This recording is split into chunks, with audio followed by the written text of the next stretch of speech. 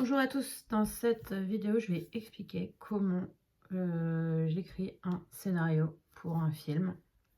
Donc là en fait je vais faire mon premier long métrage et du coup comment ça se passe? Alors déjà moi je pense que ce qui est important c'est quelque chose qui vraiment m'obsède, c'est l'intention. L'intention, je parle tout le temps de le principe de l'autoprophétie. Qu'est-ce que c'est l'autoprophétie? C'est quand en fait, on crée son propre rituel comme une superstition, sauf que moi je préfère le terme rituel parce qu'il y a quelque chose de l'ordre de la réalisation, donc c'est quelque chose de l'ordre du constructif, où on va pouvoir réaliser ses rêves. Ok. Donc, donc par exemple, je vais dire que tel objet représente une personne, et si j'ai besoin de prendre un temps avec cette personne, je vais prendre l'objet et ça va me permettre de prendre ce temps de réflexion. Et donc l'objet va être comme un révélateur et un rappel que j'ai ce temps que je veux prendre de réflexion autour de cette personne-là. Donc par exemple, ça peut être une relation qui s'est terminée, ça peut être sur une relation avec des parents décédés par exemple, ça peut être quelle que soit la situation que vous trouvez extrêmement douloureuse et difficile à gérer, vous pouvez créer votre propre donc, rituel. Donc ça s'inspire en fait de la psychomagie de Jodorowsky, où en fait je pense que chacun peut créer sa propre magie dans sa vie. Donc moi, par exemple, je l'ai déjà expliqué, mais je réexplique rapidement pour ceux qui viennent de rejoindre la chaîne. En fait, le livre que j'écris, c'était à la base dans le but de pouvoir me libérer de mes addictions, de pouvoir comprendre l'origine de mes addictions. Et donc, c'est ce qui s'est passé et je me suis dit, si j'arrive à terminer ça, donc je vais enfin atteindre un état de sobriété. Ça a fonctionné. Donc je pense que quand on croit dans quelque chose et qu'ensuite on le manifeste de façon créative, donc ça peut être donc par un livre, j'ai fait un album aussi dans ce même objectif-là, enfin deux en fait, deux, mais maintenant il y aura un troisième qui va sortir, qui va être justement plus sur la paix intérieure, qui va, je pense, être génératrice de la paix dans le monde, parce que je pense qu'il y a un gros travail à faire à ce niveau-là, et que en fait ces deux choses vont ensemble. C'est-à-dire qu'au plus chaque individu va cultiver sa paix intérieure, au plus on va aller vers un monde qui va être libéré des guerres. Donc ça c'est extrêmement important, je pense que vraiment les deux aspects vont ensemble, l'intérieur et l'extérieur sont en fait des miroirs. Donc ça c'est une première chose.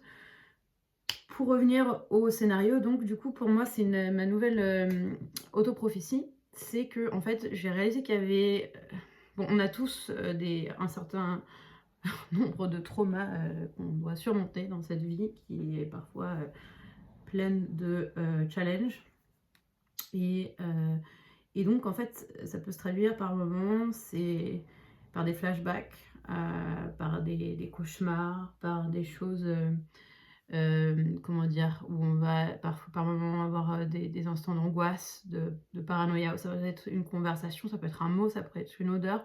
Et parfois, on a tendance à s'identifier à ces pensées. Alors, c'est l'idée, encore une fois, c'est une forme de méditation. On va ramener son esprit consciemment à dire non, en fait, cette pensée-là, je ne m'identifie pas à ça.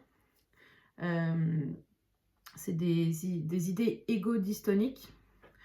Donc en fait, une idée égo-dystonique, c'est une idée, comme je pense, moi, la plupart des idées, en fait, on n'a pas besoin de s'identifier, parce qu'elles viennent toutes de l'extérieur en réalité.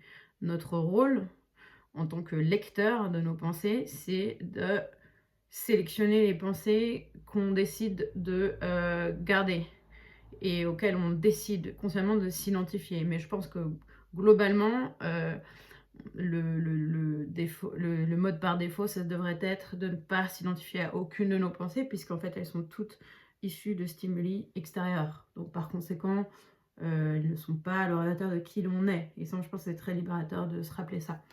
parce qu'il y a beaucoup de pensées qui nous habitent, qui ne nous appartiennent pas du tout, en réalité. Donc en fait, ce film parle de ça, il parle des fantômes qu'on a tous à l'intérieur. Alors évidemment, on a ce grand thème du trauma transgénérationnel, parce qu'effectivement, l'Holocauste, des guerres, des génocides, ce genre de trauma historique en fait et mondial, ce ne sont pas des choses dont on va se remettre en 1, 2 ou même 3 générations. Je pense que ça va prendre plus de temps, mais c'est possible en réalité de démêler ça en donnant une voix aux fantômes. Et alors ce que j'entends par fantôme, c'est les voix du passé, c'est-à-dire les ancêtres qui ont transmis certaines choses par leur façon d'être, parce qu'en réalité, quand quelque chose est trop douloureux, on n'arrive pas à en parler. Donc c'est là qu'en fait, on va avoir des personnes qui vont s'énerver sans raison apparente. Évidemment, il y a toujours une raison, il y a toujours quelque chose derrière la réaction d'une personne qui peut sembler complètement désordonnée. En réalité, il y a toujours un impulse qui vient de quelque part.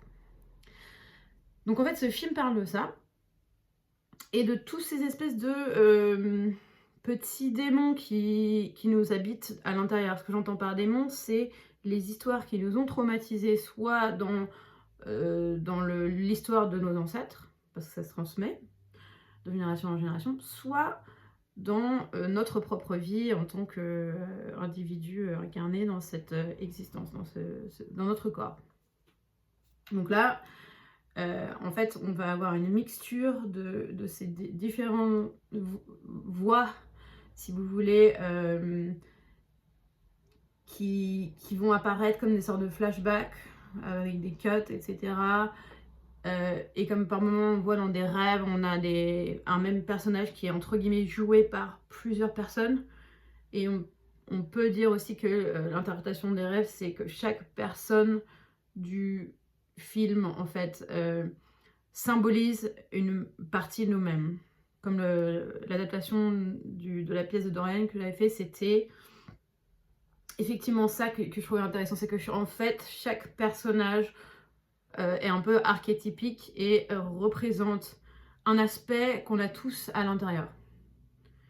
Le sens du sacrifice, le sens du il faut travailler dur, le sens de c'est jamais assez bien, tous ces sens de petites voix, de petits des espèces de stéréotypes culturels qu'on transporte tous à l'intérieur.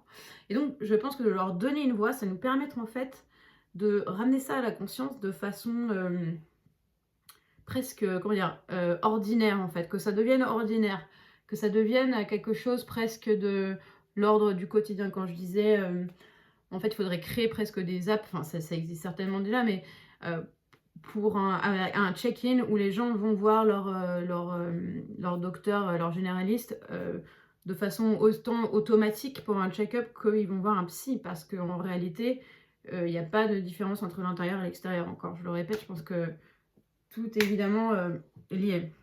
Moi, j'ai été super choquée quand j'appelle mon docteur pour parler de quelque chose qui n'allait pas bien.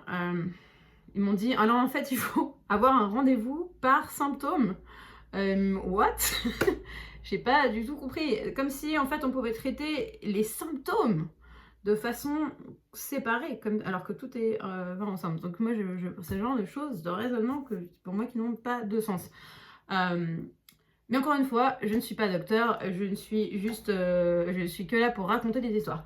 Donc du coup, ce que je suis en train de faire là, c'est de donner une voix à ces fantômes-là dans ce film. Et donc la prophétie autoréalisatrice de ce film, c'est qu'en fait, on va pouvoir se libérer de ce dialogue intérieur négatif. Parce que je pense qu'on a tous ça, et que c'est quelque chose qui nous habite et qui nous hante, à moins de le coucher sur le papier et de décider consciemment de couper avec ce dialogue intérieur qui sont en fait des idées, encore une fois, qui ne nous appartiennent pas, et que nous, on doit agir comme un filtre beaucoup plus puissant que celui que je pense qu'on a tendance à être, entre guillemets, naturellement. C'est-à-dire que ça demande un travail comme de montage vidéo si vous préférez, avec les pensées. Et donc là, littéralement, c'est ça qu'on va faire, sauf que là, on va sélectionner volontairement les pensées qui nous dérangent, leur donner une place, leur donner un visage, un son, pour pouvoir s'en libérer. Ok. Donc voilà, c'est le but de ce film, et donc j'ai hâte de vous en dire plus et de vous le présenter l'année prochaine.